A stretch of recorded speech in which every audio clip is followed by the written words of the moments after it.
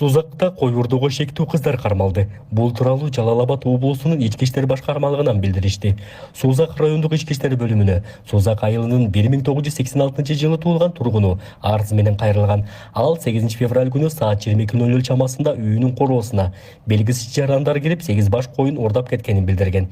Жабырлануучуга олуттуу өлчөмдө материалдык зыян келтирилген. Аталган маалымат Сузак районунун ички иштер бөлүмүнө кылмыш жаза кодексинин 205 беренеси менен мал уурулук менен катталып, кылмыш иши козголгон. Кылмышка шектүү катары Сузак районунун 1994 жана 2005 туулган тургундары кармалып, убактылуу кармоочу жайына киргизилген. Учурда тергөө амалдары.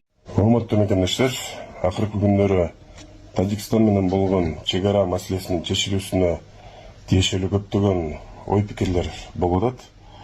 Аталган чек ара тилкелерине чек арадагы ошол ар бир айылга барып келген адам катары мен өз пикиримди билдирип койсом, Баткен областынын Лейлик районунун Арка, Борбордук, Достук, Кулуңду катары менен ошол акыркы жылдары конфликт болгон чек ара айылдарына Баткен районунун ошол Достук, Аксай, Төрт көчө, Көк Таш деп коет, Барух аймагына чейин барып, Кызыл Бел өткөрүү пункту жактарын бүт баарын кыдырып келгенмин.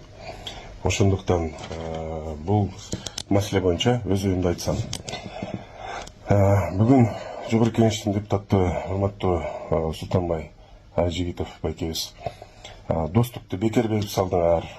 Баткен облусундагы, Баткен районундагы Достук айылы жөнүндө сөз болуп атат. Достук айылын бекер берип салдыңар. Ал жерде биздин ошол жерде жашаган элдерибиз коргоп турчу деп айтылат да. Анан мен ошол Достук айылын барып, кыдырып, бир канча жолу көрүп келген адам катары айтайын, Достук айылы Тажикстандын чоң. Менин банк номерим 0551 091992 Кларашы деп чыгат. Сбербанкым дагы ошондой Кларашы деп чыгат. Мен сиздерге кайрылып жатканымдын себеби ушул 6-7 жылдан бери ушул балам менен алектенип келип атам. Бул баламдын диагнозу гидросефалия. Турция элине барып, буну операция кылдырышым үчүн $30.000 каражаты керек экен. Башка балдарды көрүп мен дагы ушул балам эшикке чыгып ойносо экен дейм. Кыргыз элим ушул кайдыгер карабай ушул балама дагы жардам берип коюшуңуздарды өтүнөм. Ушул бала мен катары басып, жүгүрүп ойноп кетпесе дагы өз алдынча басып, өз алдынча тамак жеп калса дейм. Бул менен теңдүүлөр быйылкы жылы мектепке барганын көрүп, мен дагы ушул баламды жок дегенде ошолордун арасында ойноп калса экен деп ниет кылам. Кайдыгер карабайсыздар деп үмүт кылам. Мен өзүм ушул баламдын тынчтыгын ойлоп квартирада турам. Өзүм жалгыз бой энемин, 2 уулдун апасымын.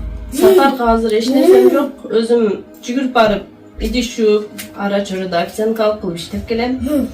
Ушулардын кемкөсүн кылам. Ошондуктан сиздерден өтүнүп кетерим, ушул балама кайдыгер карабай, аз да болсо жардамыңыздарды берип, бизди дагы ошо Түркия элине барышыбызга себепчи болуп калышыңыздарды өтүнөм. Канчалаган инсандар жакшы болуп келип атат. Ошолордун катарында менин балам дагы жакшы болуп кетсе экен деп ниет кылам. Дуаңыздарды берип, ушул бизге дагы кайдыгер карабай, жардамыңыздарды берип коюшуңуздарды өтүнөм. Населенный пунктунан Шарбак деген биргеликте жайгашкан кыргыз айылы. Баткенден алыста тоолордун арасында жайгашкан. Ал жака баруудагы жолу татаал. Көп жылдардан бери ошол жолун курууга аракеттер болуп жаткан. Ал жерде 60 түтүндөй үй бар. Ошол 60 түтүн үй ар жолку кагылышууда, куралдуу кагылышууда баары өрттөнүп, жабыр тартып, эли качып, мындай коркунучтуу аймакта. Ал жерде согуш болгон сайын, анткени чек арада мындай Чарбак менен чектеш жайгашкан үчүн ал жерге душман бир 5 мүнөттүн ичинде эле кирип келет да. Ал жерде жашаган адамдардын эми жашоосун элестетип көрө бериңиздер өзүңүздөр. Ал жердеги адам көчөдө бала чакасы ойноп жүргөн болсо, иштеп жүргөн болсо, же шаарга кеткен болсо жумуштап, ошол 5 мүнөттүн ичинде бала чакасын куткарып чыгып кете алабы ошол Достук айылынан. Мейли бербейли дейли, достук калсын. Достук калган күндө ал жерде бир чек ара заставасы турат, мындай целый бир атайын ошол достук айылын коргогону курулган бир застава бар да. Ал заставадагы ар жолку кол салууда жабыр тартып келет. Ал жерде эң көп биздин аскердик жоготуубуз ошол достук айылында болгон.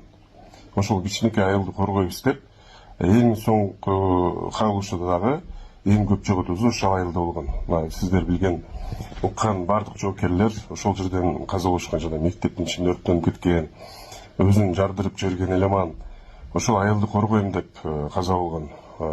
Жарылып кеткен жанагы танкыбыз, Москвага барып чемпион болуп жеңип келген танкисттерибиз ошол достук айылында жарылып каза болушкан.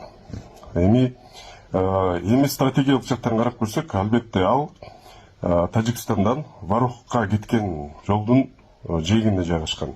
Бирок биз айылды тосуп алган күндө деле тажиктердин ар көйүздүн өзүнүн жолу бар да, алар ансыз деле өтө берет Варухкачы. Анан ошол достук айылы алыс жайгашкандыктан кагылыш учурунда, өз убагында ал жака күчөтүү дагы жетпей калган. Ошон үчүн көп жоготууга учраганбыз. Анын ордуна достукту берип, Баткендин Кызыл Бел өткөр пункту жагынан башка жерди алмашыптыр. Укканыма караганда мында сугат жер. Менин оюмча бул туура эле чечим. Элибиз коргоп келген деп жаңылыш маалымат бар экен. Эки согушта тең элибиз коргой албай, ал жерден бала чакасын алып качып кетишкен. Бардык үйлөр бир калбай эки жолу тең өрттөнгөн. Ал жердеги мечит, мектеп, бала бакча бардык өрттөнгөн. Анан Ажыбеков мырза кайсыл коргонуу жөнүндө кеп кылып жатат билбейм. Эми мындан арыда ошол элибиз рисктин алдында каза болуп, үйлөр өрттөнүп жашай берсин дегиси келип атабы. Биз аны башкача коргой албайт экенбиз. Анткени ал жерге 100 аскер, 1000 аскер алып барып коюп койсоң дагы душман заматта кирип келет экен да. Эң акыркы согушта эң көп душман ошол жерге кирген. Аны коргоо дагы аябай эле кыйынга турат, анткени душман жагыбыз апачык, аркабыз тоо. Мындай чегингенге ыңгайсыз да. Бир кууш эле коктун ичинен жол кирип барат. Ошондуктан элди дүлүктүрүп, канча жылдан бери чечилип аткан маселени козгоп, откондай май бүркүп дегендей жарага туз себеп жөн эле популизм кылып жатат да. Бул аксакал ошол Баткен жергесинде иштеп келген деп атышат. Иштеп келген болсо ошол достук айылы эң биринчи мында риск алдында турган айыл деп билиши керек болчу да. Ал жерде эл самостоятельно коргой албайт. Аскердин күчү менен дагы коргоо өтө кыйын. Канчалык жоготууларды кылып атабыз ошол айылда. Андан көрө мындай Тажикстандан алысыраак жайгашкан коопсуз жайга ошо элди көчүрүп, Тажикстан аймагындагы биздин жарандарды бери көчүрүп, алардын биз жакта жайгашып калган элдерин ары көчүрүп, ошол тең-метең бөлүшүп чечип алганыбыз Кыргызстандын кызыкчылыгы үчүн да, элибиздин келечеги үчүн да мындай туура бир кадам деп ойлойм.